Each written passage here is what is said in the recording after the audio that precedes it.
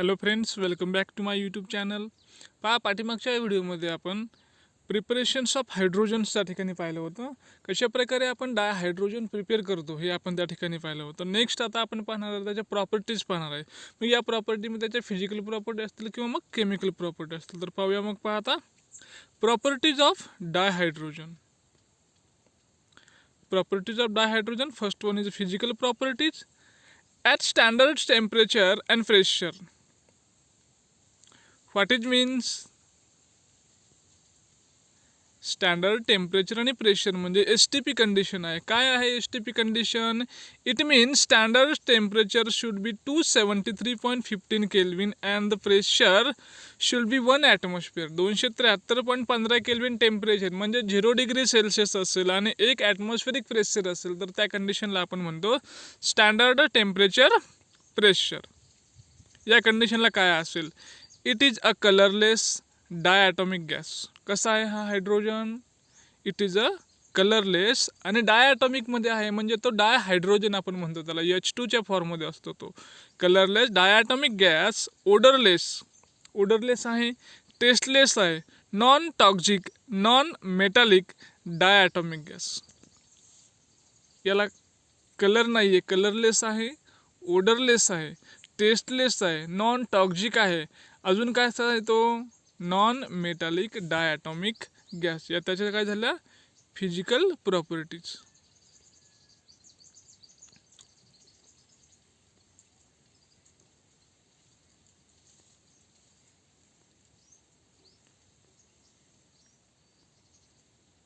आता पाहूया आपण त्याच्या chemical properties.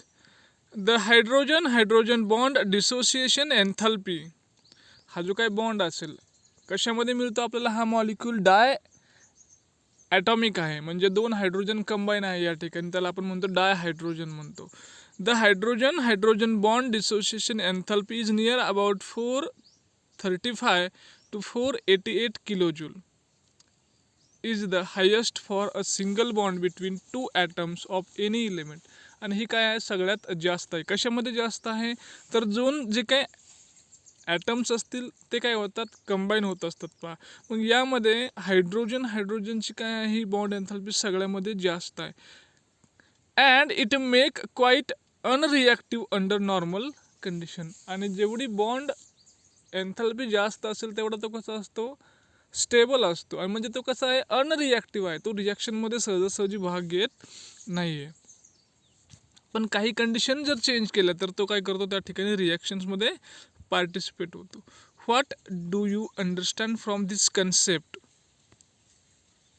डायहायड्रोजन is inert at a room temperature. म्हणजेच काय म्हणू शकतो आपण? हा कसा आहे?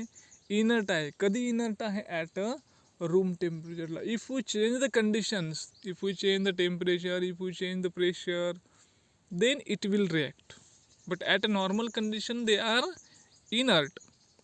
Thus the atomic hydrogen is produced at a high temperature in an electric arc or by ultraviolet radiation. मग हायड्रोजन आहे हा कधी प्रोड्यूस करू शकतो आपण? At a high temperature in an electric आर्कमध्ये आपण हाय टेम्परेचरला प्रोड्यूस करू शकतो किंवा अल्ट्राव्हायलेट रेडिएशन्समध्ये. Bond dissociation enthalpy of dihydrogen is 2000 Kelvin is just 0.081%, and at 5000 Kelvin it increases to 95.5%. It is also inert at a room temperature. म्हणजे 2000 केल्विनला जर पाहिलं आपण तर तो बॉन्ड डिसोसिएशन एनर्जी किती आहे त्याची? 0.081% आहे म्हणजे खूपच कमी आहे. But if we increase the temperature is increases near about to 5000 kelvin. 5000 केल्विनपर्यंत टेम्परेचर जर आपण वाढवलं तर याची जी काही बॉन्ड डिसोसिएशन एन्थॅल्पीचं जे काही ब्रेकिंग होण्याचं पर्सेंटेज आहे ते किती आहे? 95.5%. मग यावरून आपण सांगू शकतो it is a inert at a room temperature. As its orbital is incomplete with 1s1 electronic configuration, it does combine with almost all the element by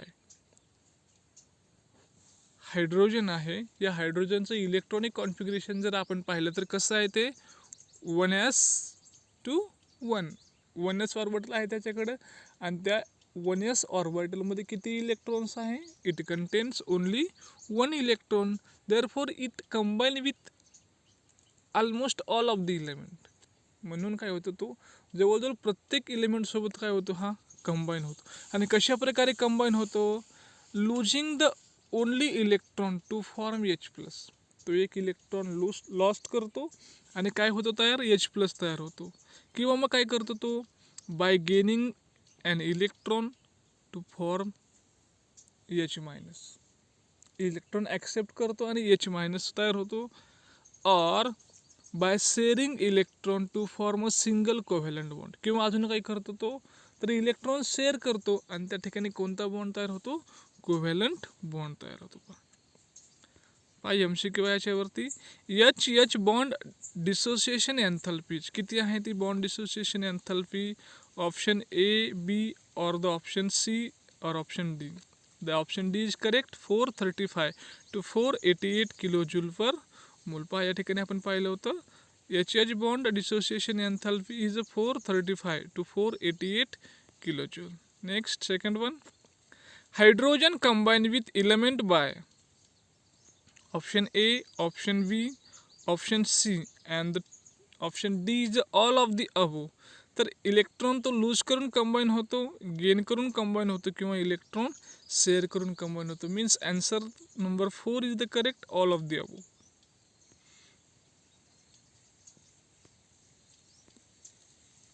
next chemical properties पाहतोय आपण डायहायड्रोजनच्या. तर आता काय करूया? रिॲक्शन्स पाहूया. Chemical reactions of डायहायड्रोजन.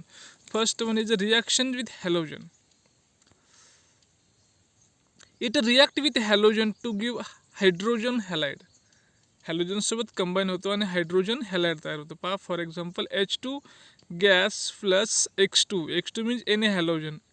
They gives twice of HX, where X is a fluorine, chlorine, bromine and iodine. The reactivity of halogens toward dihydrogen decreases in the order. मग ही जी काही रिॲक्टिव्हिटी आहे कशाची? हॅलोजनची रिॲक्टिव्हिटी आहे. कशासोबत? हायड्रोजन बरोबर रिॲक्ट होण्याची. तर ती रिॲक्टिव्हिटी आहे पहा या ठिकाणी. Fluorine is a more reactive than chlorine, chlorine is a more reactive than bromine and bromine is a more reactive than iodine. Note the reactivity or reactions of with fluorine occurs even in a dark, while the iodine it require a catalyst. रिॲक्टिव्हिटी जास्त आहे म्हणजेच काय? याची जी काही reaction होईल ही फ्लोरीनची reaction hydrogen बरोबर होईल ती कधी होते? Even in a dark. म्हणजे त्या ठिकाणी टेम्परेचरची गरज नाही आहे आपल्याला. डार्कमध्ये सुद्धा रिॲक्शन त्या ठिकाणी होऊ शकते. while with iodine it require a catalyst. मग आयोडीनची रिॲक्टिव्हिटी कमी आहे, त्याला फोर्सफुली रिॲक्ट करावं लागेल, म्हणजे त्या ठिकाणी आपल्याला कॅटलिस्टची सुद्धा गरज त्या ठिकाणी पडते. पहा नेक्स्ट आहे पहा रिॲक्शन विथ डायऑक्सिजन. डायऑक्सिजन बरोबर reaction. It react with dioxygen to form water. Dioxygen बरोबर रिॲक्ट होतो आणि त्या ठिकाणी वॉटर फॉर्म होतं. कशा प्रकारे? पहा twice of H2 gas plus O2 gas they gives catalyst or heating. Catalyst किंवा हिटिंग त्या ठिकाणी प्रोव्हाइड करायचं. काय मिळेल आपल्याला? 2 moles of H2. Delta H enthalpy आहे याची कशी आहे? -285.9 किलोजूल पर मोल आहे. पहा it is a highly exothermic reaction. म्हणजे या ठिकाणी निगेटिव्ह व्हॅल्यू आली म्हणजे ही रिॲक्शन कशी आहे? एक्झोथर्मिक आहे. पहा next one reactions with dinitrogen or it is also known as a Haber's process, synthesis of ammonia. It react with dinitrogen to form ammonia. Dinitrogen बरोबर रिॲक्ट होतो आणि काय मिळतो आपल्याला product? Ammonia is the product. For example thrice of H2 gas plus N2 gas dinitrogen they gives twice of NH3. आणि या ठिकाणी conditions काय आहेत? तर 725 केल्विन टेम्परेचर पाहिजे, 200 ॲटमॉस्फेरिक प्रेशर पाहिजे, आणि या ठिकाणी कॅटलिस्ट असेल तर एकतर ते Fe पाहिजे किंवा MO या ठिकाणी आपण वापरू शकतो. आणि डेल्टा H एन्थॅल्पी याची कशी आहे? निगेटिव्ह आहे. आणि किती व्हॅल्यू आहे त्याची? minus 92.6 kilojoule per mole.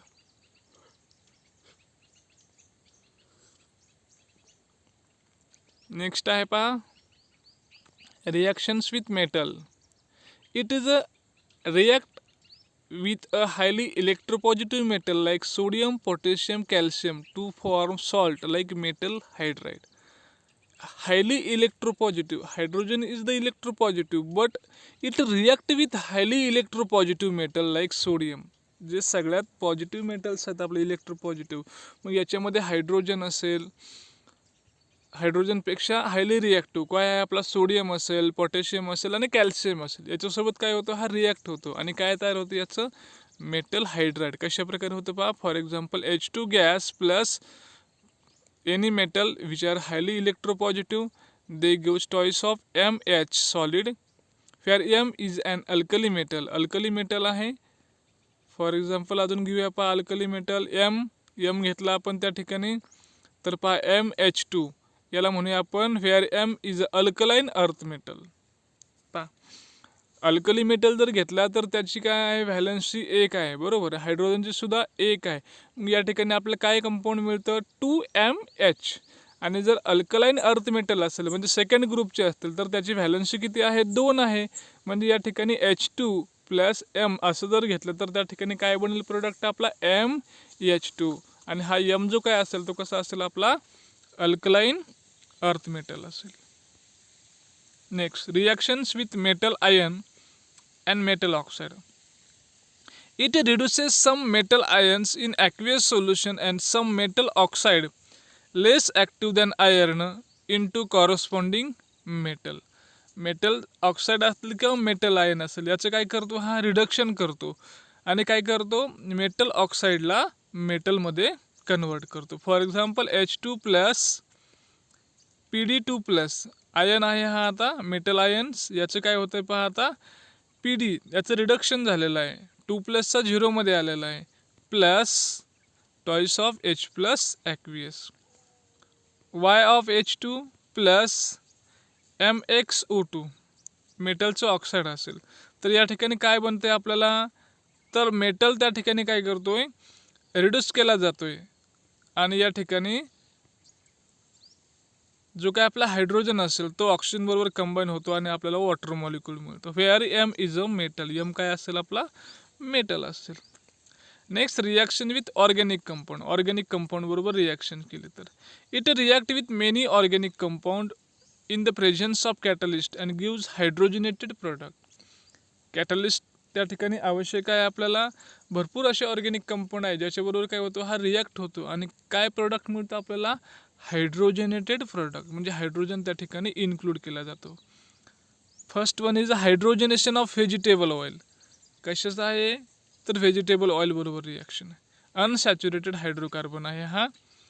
Unsaturated hydrocarbon such as alkenes and alkyne add dihydrogen in presence of catalyst to form saturated hydrocarbon that is alkenes. मग काय रिॲक्शन्स आहे ऑर्गॅनिक कंपाऊंड बरोबर पाहिलं तर आपण तर अल्किन आणि alkyne this are the unsaturated hydrocarbon. It react with the hydrogen और dihydrogen in presence of catalyst and this are unsaturated compound converted to saturated compound that is like a alkenes. For example we can see here CH2 double bond CH2 this are the unsaturated compound react with the dihydrogen, they gives ranitidine is the catalyst and they give CH3 that is ethane. Ethylene is converted to ethane, means here unsaturated compound is converted to saturated compound. Second one is the hydroformylations of olefin. Olefins react with carbon monoxide and dihydrogen in presence of octacarbonyl dicobalt as a catalyst and form aldehyde. Aldehyde या ठिकाणी form होते पहा RCH double bond CH2. These are the compound olefins that react with H2 and CO, that is the carbon monoxide, and they are converted to RCH2 CH2 CHO, that is the aldehyde. And here catalyst is used as a octa carbonyl di cobalt as a catalyst. Catalyst वापरलेलं आहे, त्याचं नाव आहे octa carbonyl di cobalt as a catalyst. They convert olefin into aldehydes. Next, the catalyst use in the hydrogenations of vegetable oil. काय वापरतो vegetable ऑइलमध्ये आपण हायड्रोजनेशनसाठी? तर रॅनिन nickel आपण त्या ठिकाणी वापरतो. पहा, Raney nickel is use as a catalyst. Next, the catalyst use in the productions of ammonia is. Ammonia प्रोडक्शनसाठी काय कॅटलिस्ट वापरतो आपण? तर या ठिकाणी Fe is the catalyst. Next, uses of dihydrogen. काय युजेस असतील त्याचे? आता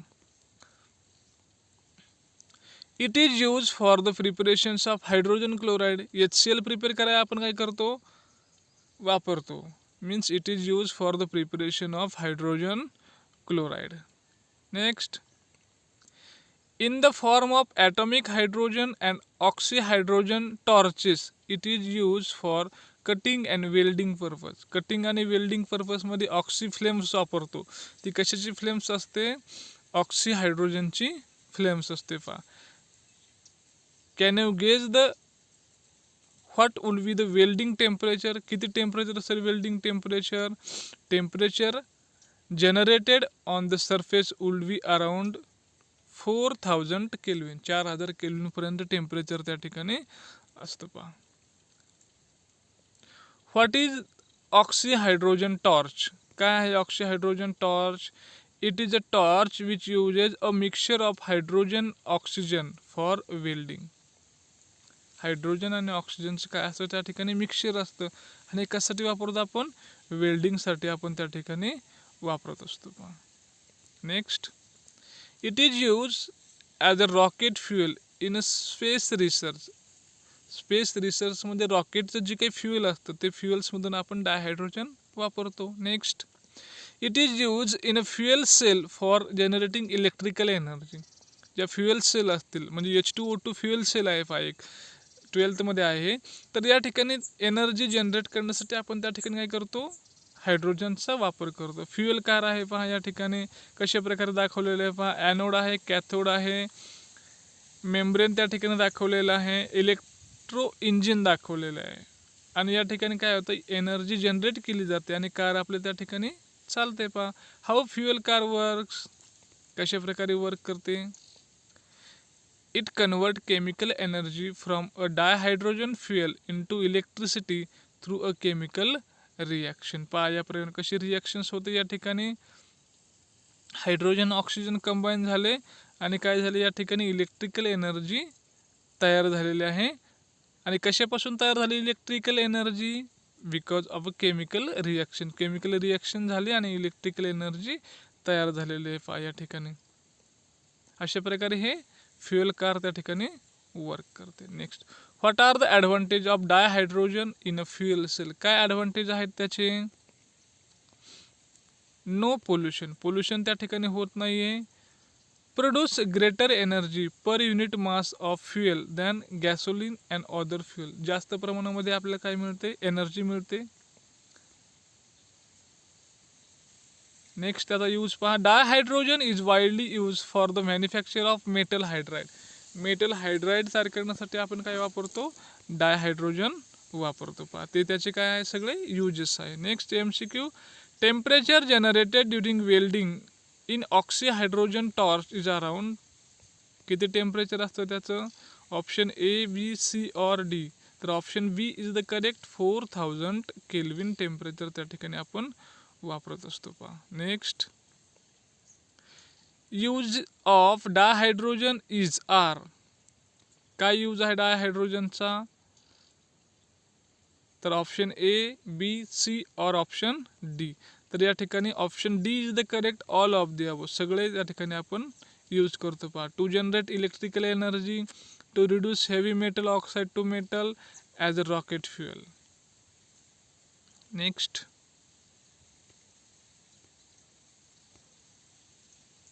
थँक्यू.